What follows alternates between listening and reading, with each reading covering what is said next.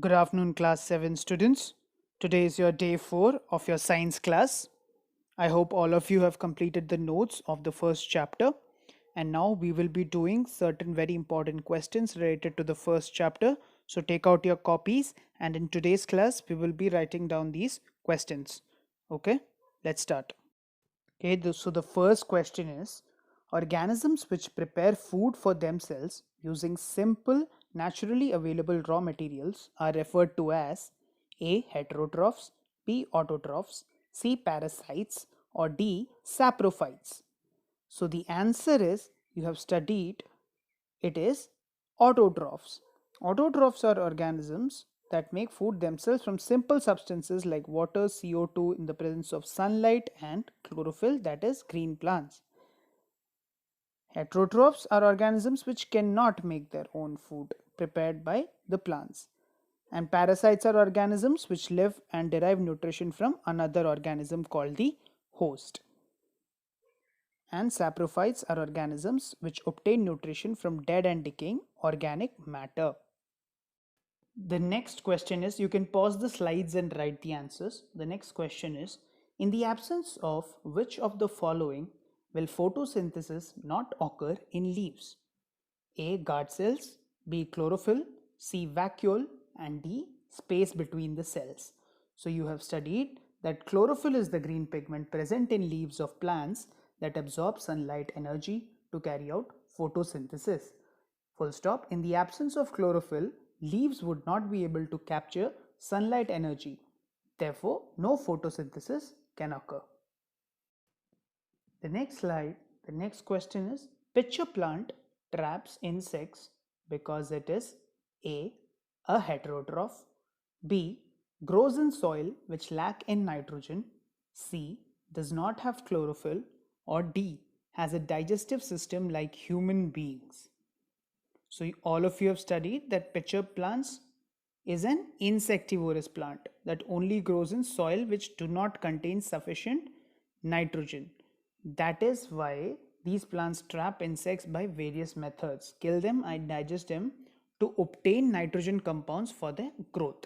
Okay, so that is why pitcher plants can have green pigment in them. So from chlorophyll they obtain the food carbohydrates, but for proteins they grow in soils which lack in nitrogen. So obtain nitrogen, they digest these insects. Okay. Next question. The terms that is used for the mode of nutrition in yeast, mushroom, and bread mold is A. Autotrophic, B. Insectivorous, C. Saprophytic, or D. Parasitic. The answer to this is yes, all of you are correct. Saprophytic nutrition is seen in yeast, mushroom, and bread mold. In this mode of nutrition, organisms obtain their food from dead and decaying organic matter.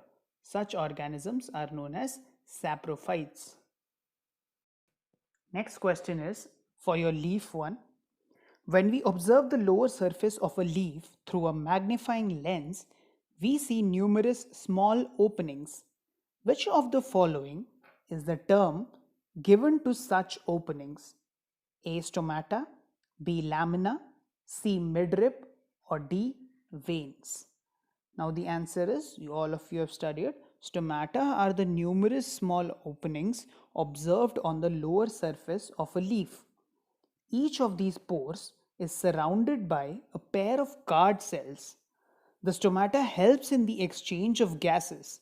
That is, CO2 goes in and oxygen is released. That's why you've studied that plants give out oxygen, which is good for the environment. Okay. So this is your answer. Keep on pausing the slides and writing down the questions. Okay. The next question is, two organisms are good friends and they live together. One provides shelter, water, and nutrients, while the other prepares and provides food. Now, such an association of organisms is termed as what? So, you have studied in which both these organisms are dependent on each other. So, your options are saprophyte, parasite, autotroph, or symbiosis. Now, all of you remember symbiosis is an association between two different organisms that live together and help each other to survive. Example, lichen. Lichen has an association to algae and fungus where both of them were coexisting with each other, right? If you remember. Okay. Next question. Next question is, don't get confused with the question numbers. You can ignore it. If it's just write the question numbers one by one in your copy. Which of the following raw material is available in the air for photosynthesis? Now, photosynthesis requires a lot of raw materials. Out of them, which is present in air? Oxygen, carbon dioxide, nitrogen, or hydrogen? Now remember, carbon dioxide is the raw material of photosynthesis that is available in air. Don't mark oxygen, plants give out oxygen, so no need to get confused by that. Okay, and nitrogen they absorb from soil. So what is present in air for them? Carbon dioxide. It is taken by the plant through the tiny pores called their stomata, present on the surface of their leaves. The other necessary conditions are the presence of water, chlorophyll, and sunlight. Oxygen is released. Hydrogen during the process, and hydrogen comes from water, and nitrogen has no role in photosynthesis. Nitrogen is required for other growth requirements of the plant. So the next question is an application question. That is, potato and ginger are both underground parts that store food. Okay, underground parts that store food.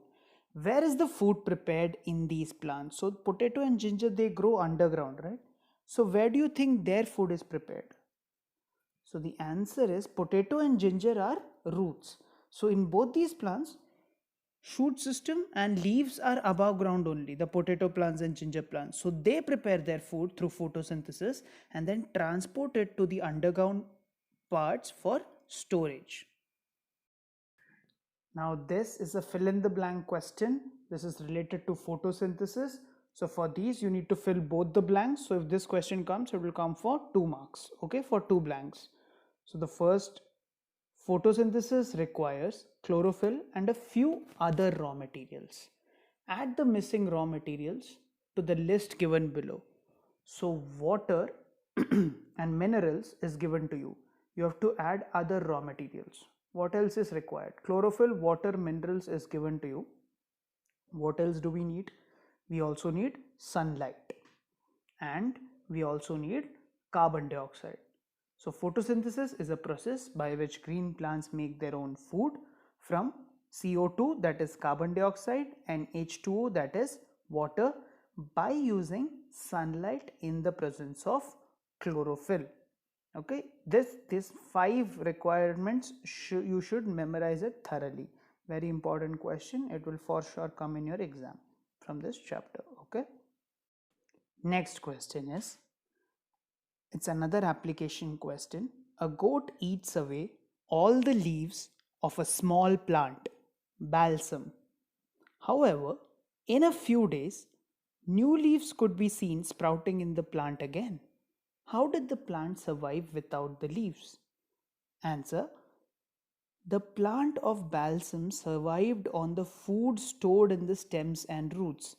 It might have undergone gaseous exchange through lenticels on the stem. So on the stem there are other small, when the leaves are cut off, even then there's a small portion of lenticels left.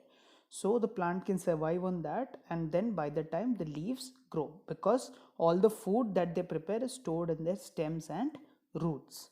That is why. Now the next question, question 12, is unscramble. This one I've not given the answer, you will do it yourself. It is unscramble the following to form items related to modes of nutrition. So there are 3 scrambled words there.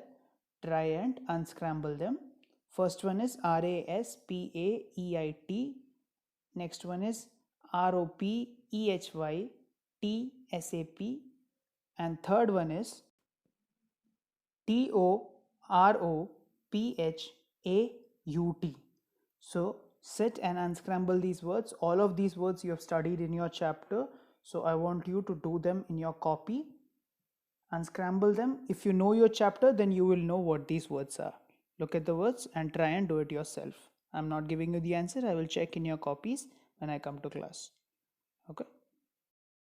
Next question. Nitrogen is an essential nutrient for plant growth. But farmers who cultivate pulses as crops like green gram, Bengal gram, black gram, etc., they do not apply nitrogenous fertilizers during cultivation. Why? Now you will study a new concept here in this question, which I want you to study. The plants such as gram peas, pulses are called leguminous plants. Okay, they are called leguminous plants in which gram and pulses are grown. These plants have root nodules in which they have a symbiotic association with bacteria such as rhizobium. Now you've studied about the bacteria rhizobium. This bacteria converts gaseous nitrogen of air into water soluble nitrogen compounds. So we studied that some plants absorb nitrogen from the bacteria. So some of these nitrogen compounds are used by the leguminous plants for their growth. Hence, farmers do not need to apply nitrogenous fertilizers in the fields during cultivation. Okay, so these plants, grams and all, they are called leguminous plants and they coexist with rhizobium bacteria in the soil. Rhizobium converts the nitrogen in the air to soluble form and then these plants absorb it. Okay, you have studied it in the how do farmers cultivate crops section. Okay, so the next question is wheat dough. Wheat dough is the atta you use at home. If left in the open after a few days, starts to emit a foul smell and becomes unfit for use. If you leave it out in the open in air, that's why we close it and keep it. So what is the reason? So the reason is there is carbohydrate in the wheat dough which encourages the growth of yeast and saprophytic fungi. So the saprophytic fungi starts growing. The mold, basically food goes bad, no? Similarly, wheat also goes bad. They break down carbohydrates into simpler compounds like CO2 and alcohol that lead to a foul smell. So the carbohydrates break down into CO2 and alcohol when the yeast and bacteria start growing, which give out a foul smell. I hope all of you have written down till now. Keep on pausing the slides and writing the questions. The next question is sunlight, comma chlorophyll, comma carbon dioxide, comma water and minerals are essential raw materials essential for photosynthesis. Do you know where they are available? Where they are available? Fill in the blanks with the appropriate raw materials. Okay. So the first one is available in plant, B available in soil, C available in air, and D available during day. So the answer for available in plant is, out of all these, which is available inside the plant? Chlorophyll. That is your green pigment present in leaves that absorbs energy from sunlight. Next one, available in soil. So in soil, what is available? Water and minerals. These are absorbed by the roots from the soil and are transported to leaves through xylem. Then in C, available in air. What is available in air? Carbon dioxide. So not nitrogen or oxygen. From air, what do the plants get? Carbon dioxide. These enters through the tiny pores called stomata on the surface of the leaves. Last one, available during day, is your sunlight. During day, what do you have? Sunlight. Okay. So sunlight, it is captured by the chlorophyll in leaves and is converted into chemical energy. The next question, you have to draw the diagram of the stomatal opening. Observe the figure and label the following terms given in the box. So you have to label down all the terms. So the labeled figure is shown to you, which shows the guard cell. Guard cell protects the stomatal opening which is inside it, and stomata is tiny pores for gaseous exchange present on leaf surface. Their opening and closing is controlled by these guard cells. Okay, so pause the video here and draw the diagram neatly and cleanly in your copy. This is your stomatal opening. So labeling, do properly, draw a box around the diagram and you label it properly, draw it neat and cleanly. All of your diagrams should have a box around it. Okay.